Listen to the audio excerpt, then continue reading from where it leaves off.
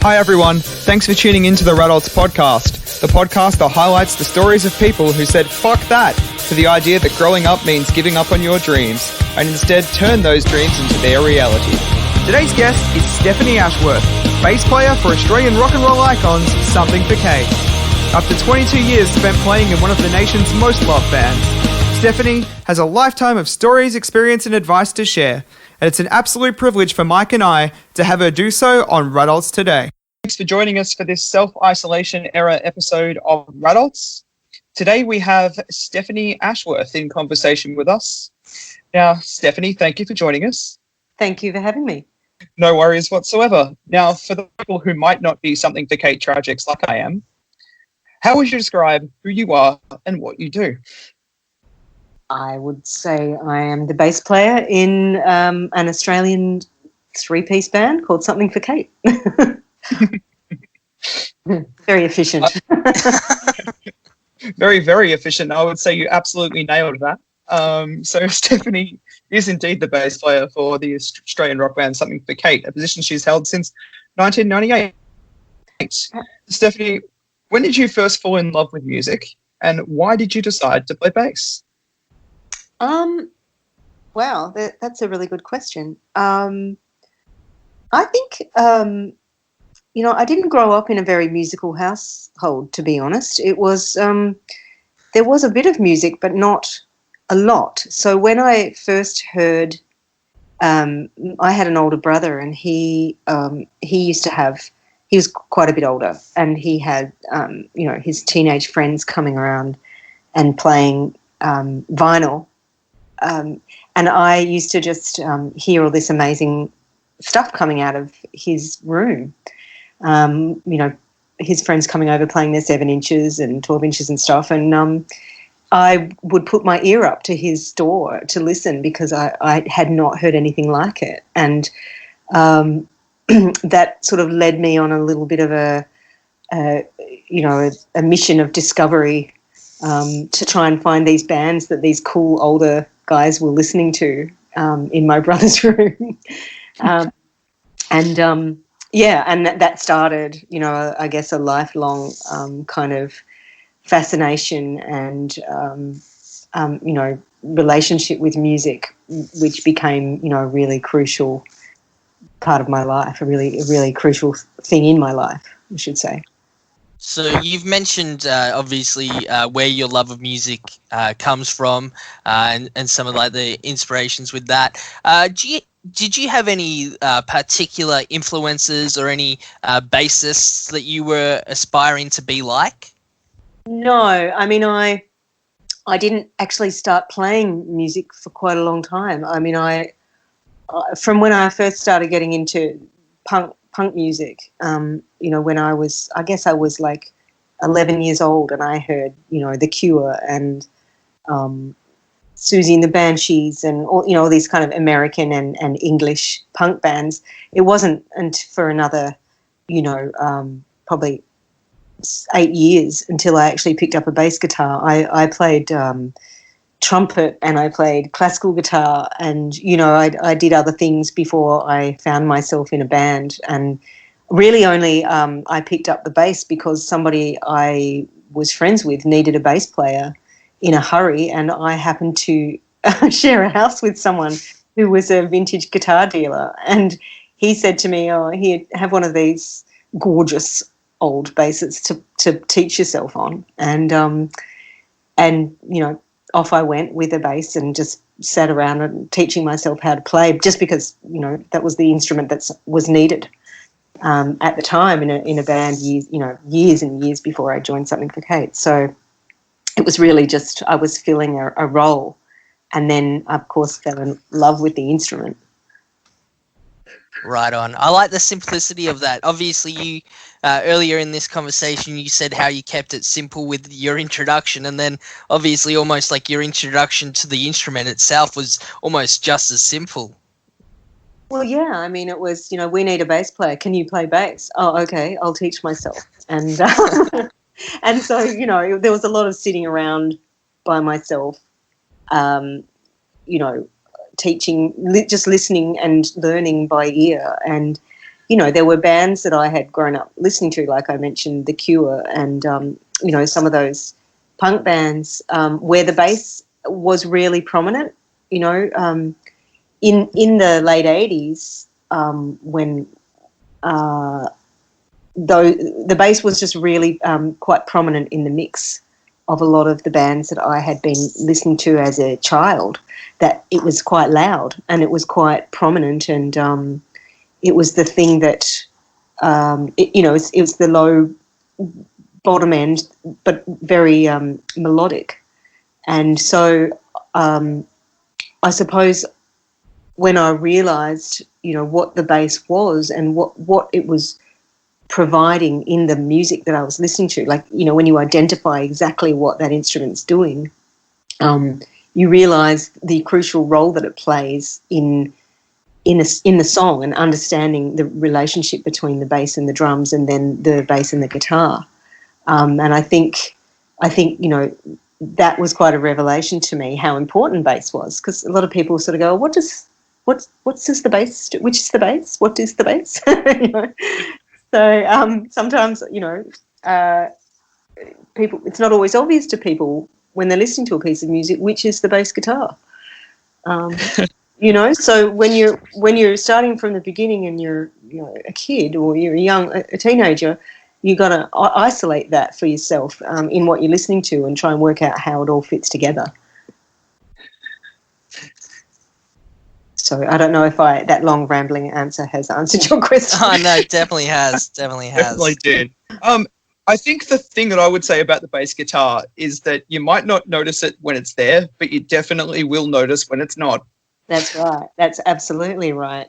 And I think, I didn't grow up listening to any bass heroes. I wasn't sort of, there are people now, obviously, whose style I really like, but I didn't really grow up isolating anybody, in particular, that I was trying to emulate or, was particularly inspired by. I just knew I liked it, and I knew I started to learn the importance of it, and I think I enjoy bass that doesn't always do what it's supposed to do as well. I quite like, much to the frustration of my band sometimes. I quite like not being the bass guitarist. I'm a bit of a frustrated lead guitarist, so I kind of tend, in the early days, I tended to play a lot of melodies on the bass that were really probably better suited to a guitar, but that was just because I was still sorting out what the hell I was doing. And, I like to play melodies, and sometimes the bass is supposed to be the bass and, lock in with the drums and be that sort of, that bottom, that really reliable kick in, lock in with the kick drum kind of thing. But that was never enough for me. I always wanted to go more than that, which can be frustrating for other people in the band.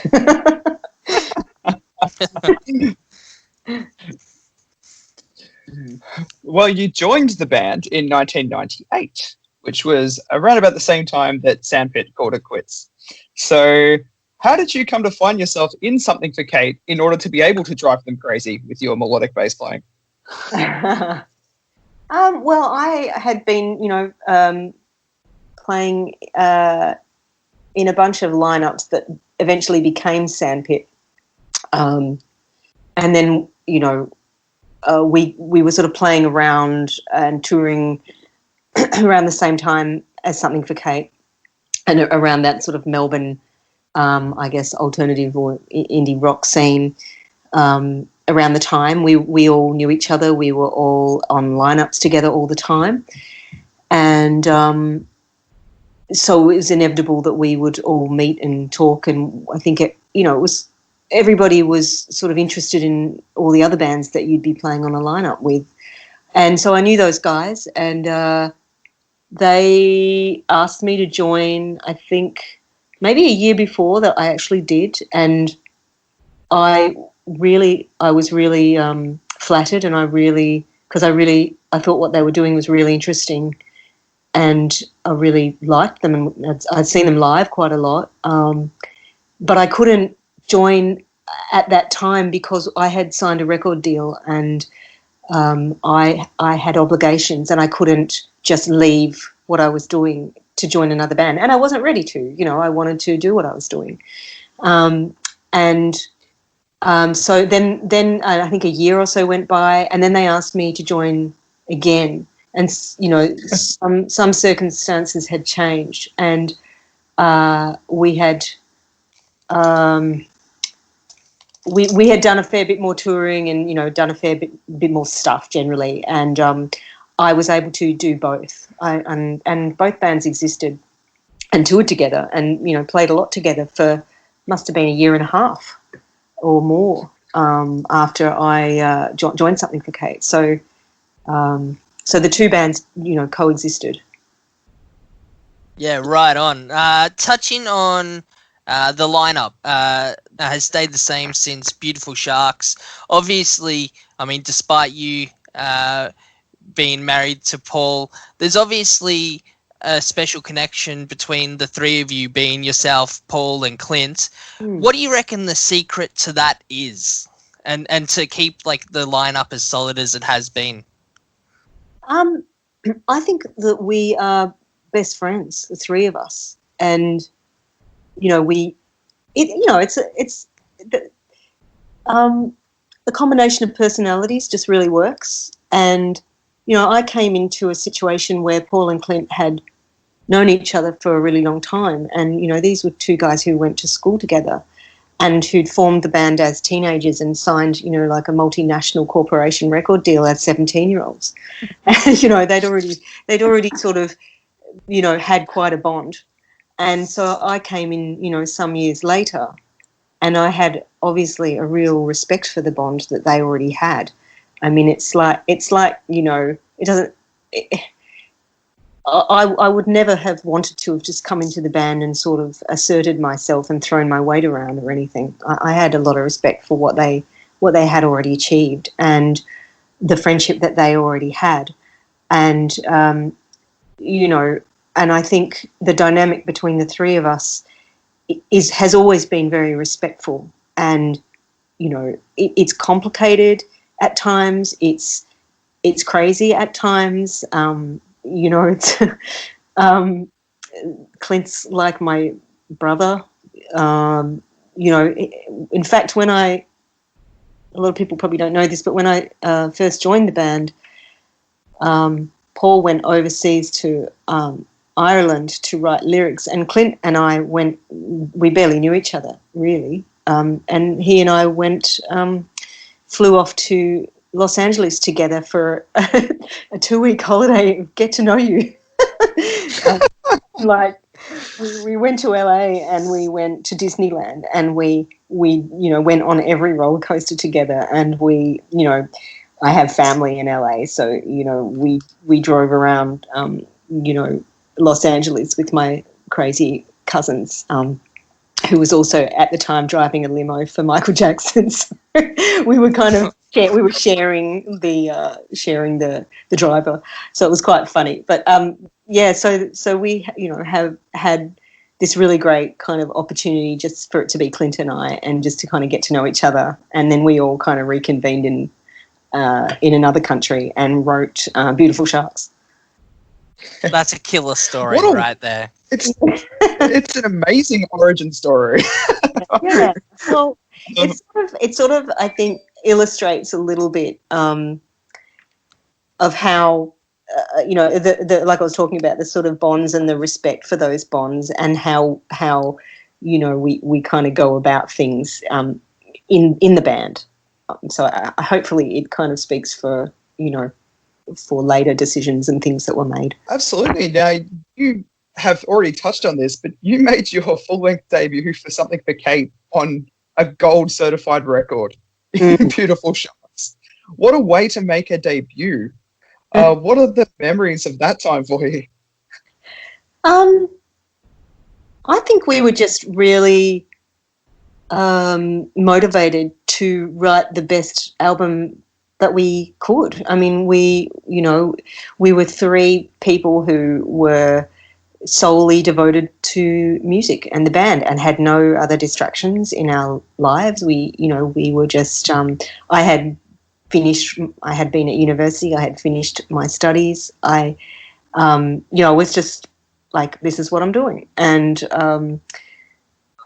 I don't know, I think those two were ready to make a different kind of record than the first one. And, we get a lot of people the boys get a lot of people saying, why don't you write another record like Elsewhere for 8 minutes?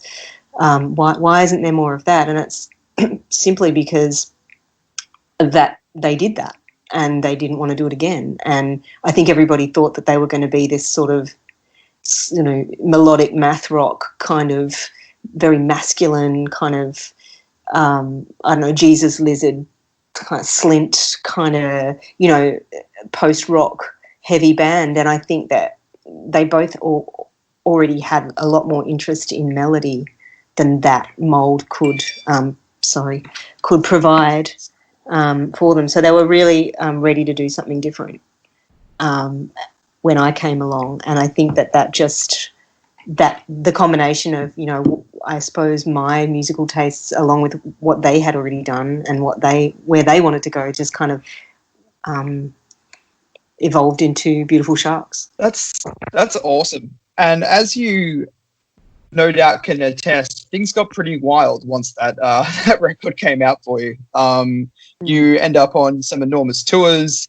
You end up basically living out of each other's pockets and suitcases and stuff for quite a while. Do you still have fond memories of the ascent of the band? Yeah, I mean, it's a little bit of a blur, I suppose.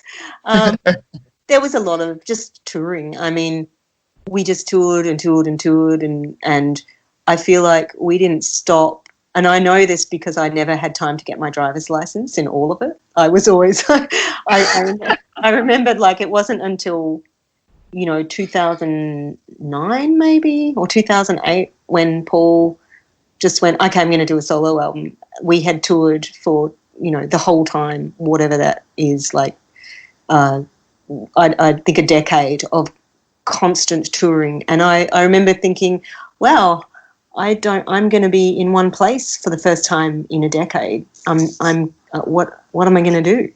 And, it was like, I remember someone said, well, how come you haven't got your driver's license? And I was like, well, because we've been on tour for a decade and I haven't had a minute. So, it was sort of that when I look back at that, I kind of go, oh, that's, it was pretty non-stop. Yeah. It sounds non-stop. Yeah. Now, so somewhere along the way, yourself and Paul established an even more special connection and ended up as husband and wife and parents. What has it been like sharing a career as well as a life together? And how do you sort of balance out those two things? Yeah. Pregnant pause. Well, I suppose, it's always been pretty intertwined. We got married during the making of Desert Lights. And, and so it's kind of, nothing's really changed. It's just logistics, like we have done a lot of touring since back then. And we moved to New York for a few years. And we came back, we made Leave Your Soul to Science and, and the children. And but I guess, it's all about logistics once you've got, children. It's just about, okay, well, what do we do with them? And do we bring them? Do we leave, it's just, for us, it's just the practical things. It hasn't changed the way that we write songs. It hasn't changed what we write about or what we don't write about. And it's just made us a little more efficient in the writing. I mean, we used to sit in a rehearsal studio or in a recording studio for 2 years and write every day for 2 years. in the past, and now we just can't do that. It's not practical with children, so we have to sort of just be more efficient with that time, and just kind of go, all right, we're going to write on these days between these hours. And some would say it takes the romance out of it a little, because we're not used to sort of structuring when we have to be creative. But it's evolution, I suppose. You make it sound really easy, despite the logistics and the time management challenges that you've mentioned there. Do you have any advice for other creatives out there who may be in a relationship with their collaborators? I don't know if I do. I just think it's important to just keep a hold of what excites you creatively. Like, just try and it's important to be able to access that, and to be able to, where you might have in the past just sat around all day and recorded ideas. Like, you might have to be a little bit more efficient with, noting ideas when they come, or just, not being too laboured about the way that you do that, in that really practical sense. But in terms of, being creative with your partner, I think if people have entered into that, they usually already know what the dynamic is, and hopefully it's peaceful and it's harmonious to begin with. But I suppose I could only just say that it's really important to give each other the space to do what it is that you are good at, and sometimes I'm not very good at that. Like, it's I'll be honest, Paul's hit rate for musical ideas is pretty high. There's not a lot that I hear him playing that I don't like. So, when he's trying to write and I might overhear something, it might be really hard for me to back away. It's I'm very vocal in my praise of what he may or may not be doing, and sometimes I need to control that. Is he accepting of that praise? Like, obviously, you got a lot of people that are humble and everything like that, or they don't take, compliments well, especially with something that they're so passionate about. How does he take that praise? He's very measured. He's fairly instinctive about what he's playing, and what ideas are coming to him, and he wouldn't pursue something that he wasn't, like, he wouldn't go into anything half-assed, if you know what I mean. So if he's sort of playing something and he has a good instinct for it, he'll keep going with it. And I think I just come in as sometimes just maybe it's just a confirmation that it's a really exciting idea and I have an idea for it, or maybe here's a bass part, or maybe you should do that but do it on the piano, or every song comes about in a really different way for us. And he's happy if I'm praising what he's doing, but he doesn't need the praise. I mean, he's sort of quite self-sufficient. I just get quite passionate about some of the things. There's some ideas that he's had over the years that I've always said, God, why haven't we worked that one up? Why are we not working on that? And he'll be like, oh, it's just I'm letting it ruminate. And I'll say, but it's been 6 years. Is that when's it ready? When are you ready to work on that one? So there are those conversations as well. So each member of Something for Kate have their own separate passions. You've got the photography and writing. Paul has his solo material. Clint with the restaurants. Do you feel that has helped find the balance that the band needs to make Something for Kate function? Yes and no. Like, I think we would have been fine no matter. I think Clint and I were pretty vocal with Paul about that we felt it was time for him to make a solo record, because we really felt that he needed to, because he had so much material and we wanted him to be able to have, you know, total control over it. But I, like, other than him doing that, I don't think it would have mattered whether, you know, Clint had bars or I had design, photography, whatever. Like, you know, I think the fortunate thing about the three of us is that when we get into a room together, we always write. We always come up with music. And I don't think that what's going on in our personal lives or our, you know, other passions that we have, I don't think that ever affects what happens when the three of us get together in a room. So I feel really lucky in that way. Yeah, that sounds good. That sounds good that both you and Clint obviously pushed for Paul to do the solo material. There could be instances with other bands where maybe that could be like, but why are you not writing for us or anything like that? So to hear that you guys pushed for that to happen, like, it's really nice to hear that sort of thing can happen too. Yeah, and I think, again, that sort of underpins the friendship that's there, first and foremost, underneath everything. So, you know, there isn't those sort of niggling resentments or anything like that. It's you know, it was a legitimate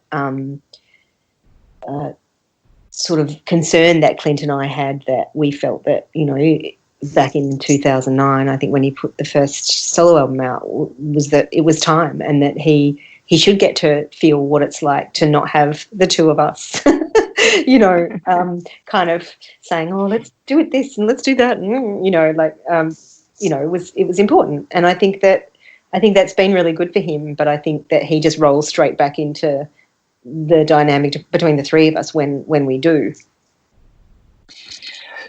So what is the difference for the writing process when Paul is writing for himself and when he's writing for the band? Is it more of a egalitarian setup where you are contributing ideas equally, or is it a situation where he mostly writes and then you fill in around him? A bit of everything. Each song happens differently. Over the years, you know, the three of us, back before children, we when we BC. would, yeah, BC, we would literally clock into like a room, the three of us, every day, like a job, like a 9-to-5 job. And we would sit in this room and stare at each other until ideas came. And it might have been a bass line, it might have been a drum pattern, it might have been a guitar part or a keyboard part, you know, and then we would go from there. Something would spark and we'd go from there. Like, so there were songs that were just completely built from the ground up by the three of us at the same time on the spot. And that's how much of, you know, Echolalia and Beautiful Sharks were written.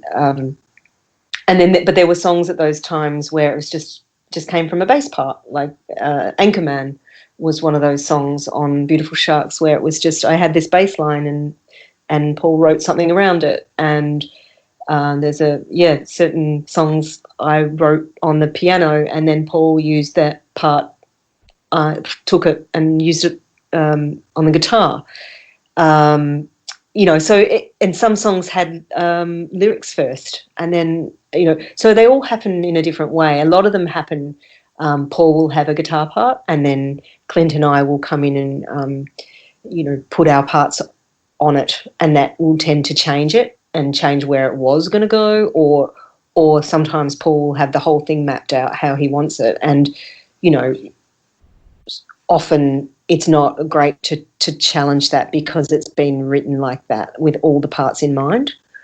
So, you know, there's sort of got to respect when somebody's got the whole vision as well. So there's a combination. All the albums are a combination of a collaboration between the three of us in some way.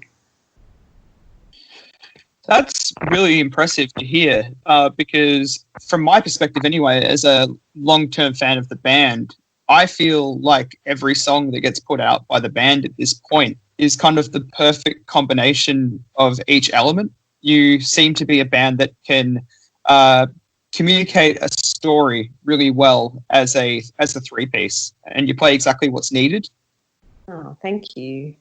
It's funny, you know, I was talking to a journalist the other day who was saying, oh, it must be a big responsibility to provide the right music for the lyrics and the ideas and the sort of the concepts that Paul is writing about. And I hadn't thought about it like that. And then as soon as he was saying that, I thought, oh, God, you know, that actually, yeah, but if I think about that too much, I'll never write anything because, you know, that can be really intimidating because obviously a lot of the things he's writing about are quite specific at times and, you know, they're you know, it's not, we're not writing about, you know, cars and girls. It's you know, the sort of subject he's covering is a little more challenging, I suppose. And so,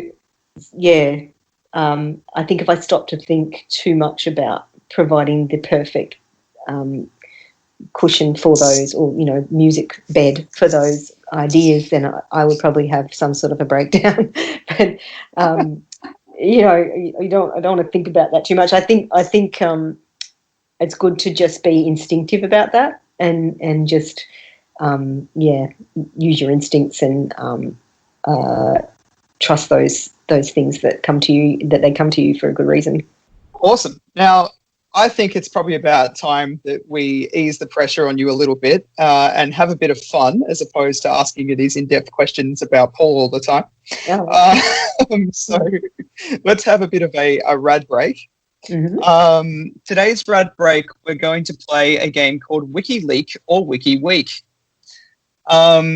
So we're going to read you a couple of facts from your Wikipedia page, and you're going to confirm or deny them. Okay. Okay. I think they're pretty straight ones, but in the year 2000, you knocked back an opportunity to play bass in Hull. Is this true? It is true. Well, why? That's a big knockback.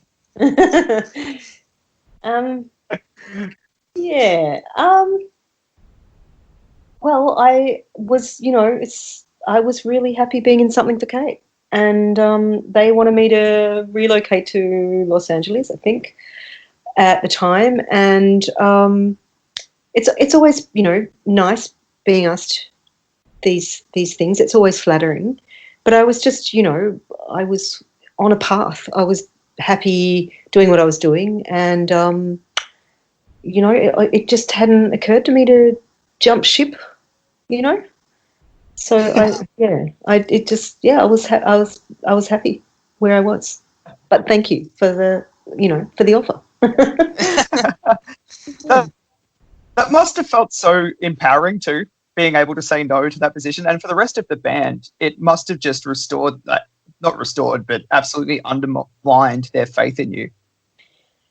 I don't think I ever saw it as empowering. I just you know. It just wasn't where I was at in my life at the time, and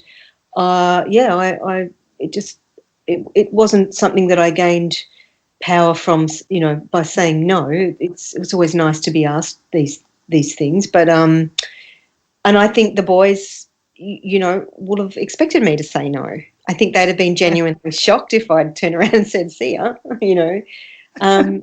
Look, I think it comes down to, you know, why you're doing what you're doing. And, you know, I'm not and have never been using music as a vehicle for something else. I'm not, you know, wasn't looking for fame or notoriety or, you know, I was just like, I just like writing songs. And I think I'm really lucky to be able to write with someone like Paul and Clint because they're, you know, extremely talented and amazing songwriters.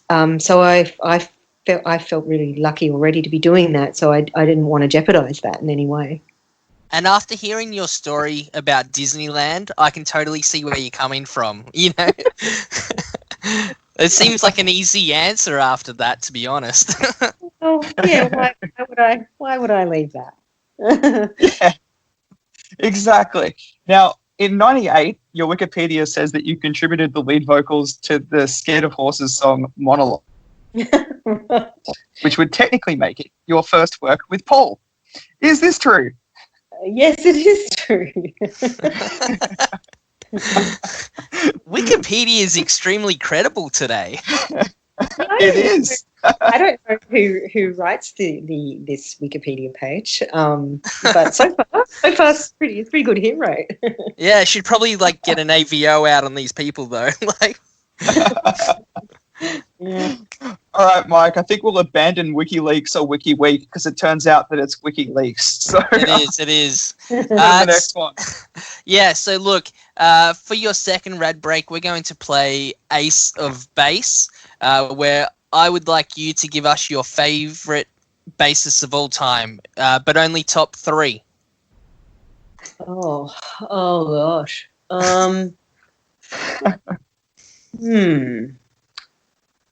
Oh, there's so many tasty bass players out there. Wow. I've always liked Colin Greenwood's work. Obviously from Radiohead. I think they're very tasty. Wow.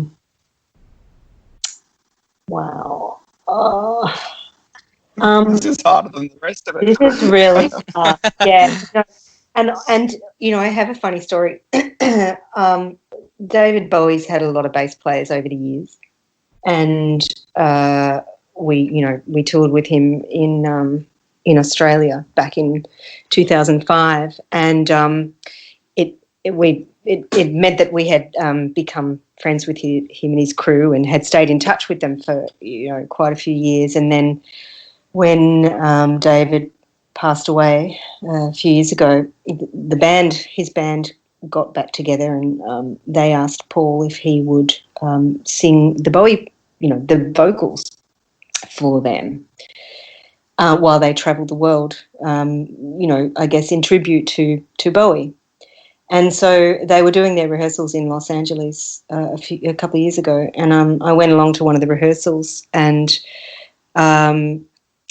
one of the bass player who'd written like some of the most amazing Bowie bass lines, like China Girl, was in the band, Carmine, and Paul had told him that was one of my favourite bass lines ever, and he came up to me and said, do you want to play my bass, and do you want I'll tell you about how I came up with the bass line for this song. And it was just, he told me this whole story, and it was really quite surreal. And he's an incredible player, and I did not want to play the bass guitar in front of him. That sounds extremely daunting. Yeah, I was like, no, I'm fine. I don't need to play. I don't need to. No, you just do your thing, and that's okay. So Carmine, is a fantastic bass player who I've always admired. So he'd be up there. Well, sorry, I am really rambling because I'm just. It's really hard. It's really, really hard. In terms of Australian bass players, we spent a lot of time touring with Powderfinger, and I think JC is a fantastic bass player. I think his bass lines are beautiful and understated and subtle and really full, and he's somebody who doesn't overplay, and I think that's a really important decision to be making when you're writing songs, is to not overplay, and I think he's really good at that, at understanding where the bass should be. So yeah, that was a really long answer, sorry. I actually really like hearing you almost sounding gobsmacked while answering this and recanting your tales of meeting various characters and everything, and just hearing the way that you describe it, almost like you're still in awe of it. And it's really refreshing to sort of see that, especially with someone like yourself who has had such an established career in the music industry as well. Moving on from that, and actually sort of like keeping in line with that, as a female playing in a major rock band for 22 years, have you ever been dismissed by people or made to feel like you didn't belong? Oh, definitely. I think, there wouldn't be a female, in that scenario you just described that wouldn't have had that situation. And I know this because there wasn't many females around when I started doing, what I was doing, and the ones that were present on the touring kind of circuit, we were all friends, and we all would talk about these at times pretty awful scenarios. And look, there were just times in the early days when you would sense this sort of very dismissive attitude but it wouldn't be really from the artists, it would be from crew. It would usually have been from, maybe in the early days, like it might have been a headlining international band's road crew, or like tour manager or something, who might be a little bit dismissive. And, I don't know, I guess I sort of acknowledged it, but just didn't let it, it just would wash over me, I suppose. Yeah. I don't know. It's not a very articulate way of putting it, but yeah. Like I think that's it's sad that you've had to go through, and disappointing that you've obviously had to go through things like that. But I mean, the way that I guess I've taken what you've said there is probably, as much as maybe they don't deserve it, the much more mature approach. Obviously you could have, stooped to their level and got petty, but you said that you acknowledged it, so it's not like you just ignored it, but you managed to at least get past that and keep moving on yourself as an individual. Yeah, I mean, when it's happening, and you're aware of it. It's uncomfortable, and you're thinking, okay, this guy's been a dick, and I guess I would make a mental note of it, and I'd be like, right, okay, I'm picking up your like completely Neanderthal presence, and I'm noting it, but I'm not going to give you I'm not giving you anything. I'm just, you can take that, just kind of would just let it wash over me and keep doing what I was doing. I don't really care. I'm just like, well, you're not particularly evolved, is all I'm thinking, Yeah. Yeah, definitely off the Christmas card list. I think one thing that has started to evolve, though, is the industry's representation of female and femme-identifying musicians. It's definitely a more prevalent thing to turn on Triple J now, for example, and hear broader representation. Is that a movement that you feel it's obviously well overdue, but is that something you feel in any way responsible for? No, I don't feel responsible for it. I think the world has just evolved. I think we're just in a different place, and I think that it needed to happen, and I'm glad that it has happened. Look, I remember, around Echolalia, around Beautiful Sharks, I used to get asked a lot of times by the media to participate in these articles about women in rock. Oh, you're a woman in rock. Women in rock. And a lot of the time I would turn it down, and record company were often like, why are you not wanting to do all this? What this is a feature of on you in this magazine. And I was trying to articulate to them that I didn't want to be a novelty because I'm a minority. Once you start sort of doing the sort of little song and dance about being a minority, about being a female in a band, it's just perpetuating. At the time, I felt that it was perpetuating the idea of being a novelty. And I didn't want to do that. I didn't want to be, oh, she's a girl in a rock band. I just wanted to be a person who was playing music in a band who happened to be female. I didn't want to be singled out as being, oh, she's a female. Oh my God. You know, what's she doing? Like, what's she doing up there? My gender, it just has nothing to do with anything. When you're writing songs, it doesn't matter what your gender is. And I think that was the point I was trying to make to all these journalists at the time. And I think that has evolved a bit now because there's just so many women doing music now, which is great. That an article on women in rock, hopefully these days, is not really, it's not really of great interest, is it? Because everybody's, lots of women are doing music. So that's how it should be. Was it difficult? Like, obviously you're speaking about labels saying, hey, do you want to do this? Because as you repeatedly said, you're a woman of rock, and that you were given these opportunities, or they were saying, oh, why aren't you was it ever met with any sort of backlash on the other side of that, of going like, why aren't you standing up or saying your piece even about being a woman in rock, or being female in general?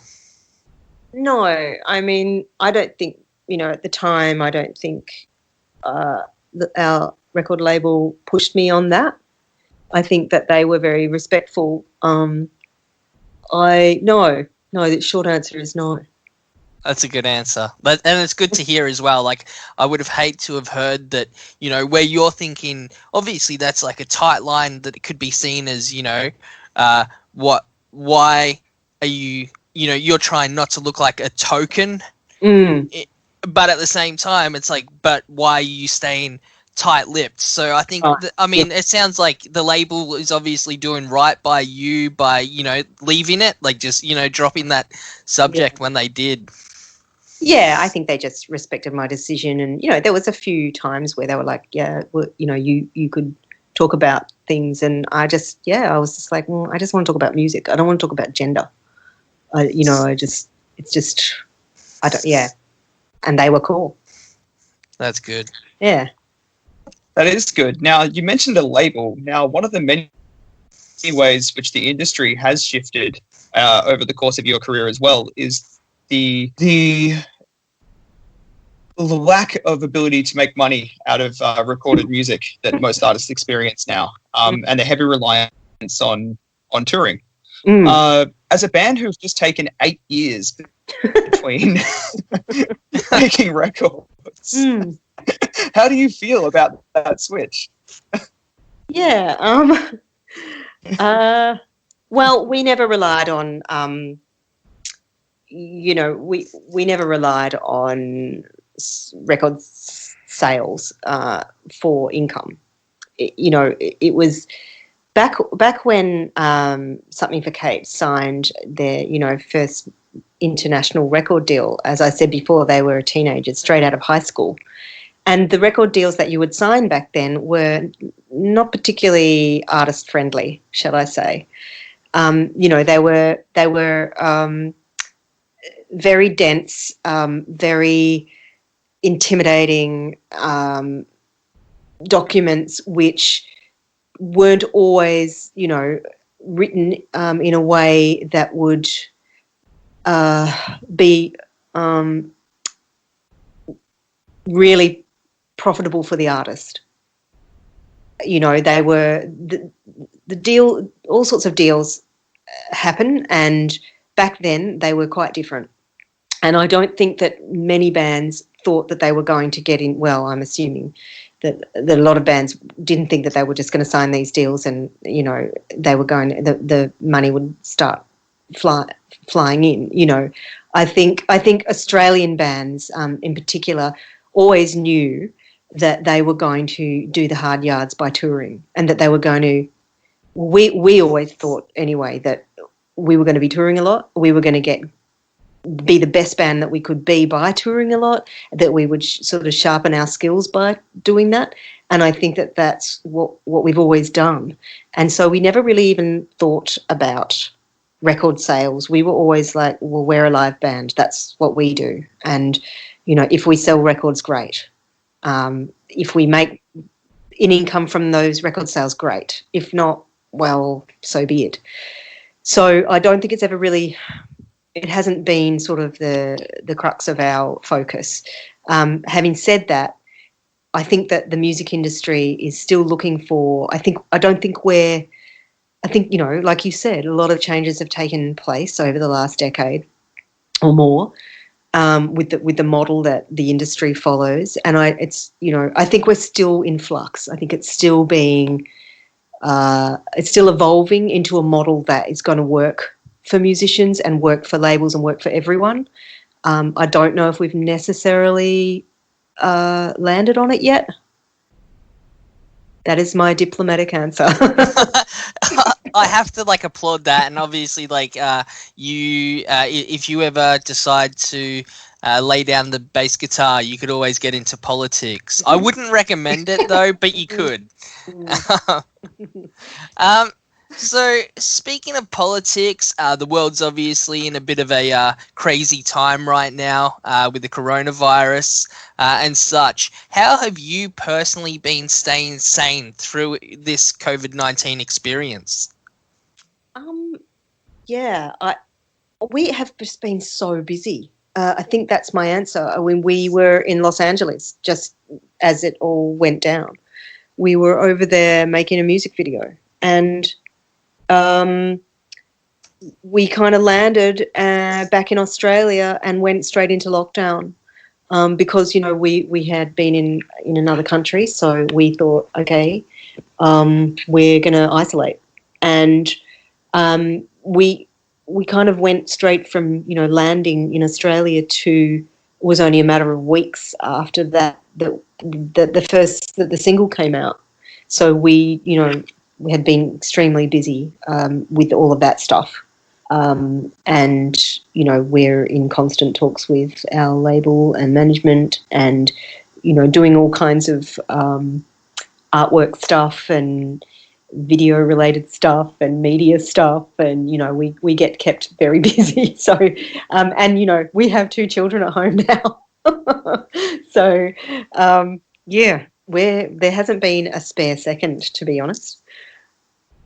You speak about a single, so Situation Room is out right now, so everyone should definitely go and have a listen to that. Give it a lot of spins and plays, especially while everyone can be cooped up inside. Why not listen to Something for Kate? Can you give us a little bit of insight on the song and also let people know where they can hear it? So Situation Room is, I guess it's the first single to be released from the new album, and it was written last year, and it's one of those, I guess it's sort of I don't know, some people have said to me it sounds like old Something for Kate meets new Something for Kate. Is that good? Is that, how does that make you feel hearing that? Is that taken as a compliment? Yeah, I think people are sort of saying, look, you know what, it sounds like you guys, but it sounds like a fresh new you guys. And it's a little bit different for us, I suppose. It's got a bit more of a slightly, it's us kind of messing around a little bit with the soul kind of tradition, the timing and stuff. And, you know, it's a song about, you know, somebody being extremely frustrated, not being able to control everything. So it's kind of, you know, obviously interesting timing. Very. And but it was actually written last year.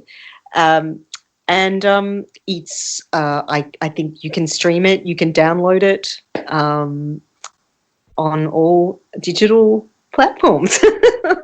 Yes, you can, and you can watch the video clip on YouTube and Vivo if you want to. I'm hearing from a lot of people overseas that it's still not up on YouTube. over because of the coronavirus. There's been some sort of delay on that, and it's been a while now. So hopefully that resolves itself pretty soon. Well, I think it's an awesome song, and I'm kind of tempted to ask you if it's part of a record that we might expect to hear anytime this year. Sorry, what was your question? Is it part of a record that we might hear this year sometime? Situation Room is part of, yes, it is one song on the album that is due to be released at some time this year. Obviously, we had planned to be touring right now, like everyone else. Yes. And, you know, but like everybody else, we now do not have an exact release date for the album. That's about all I can say, I think. So there is a finished full-length album, and but yeah, I'm not sure. I think, you know, the world is everything's changing so quickly at the moment that you know, we're just sort of trying to work out, I suppose, how to move forward with it.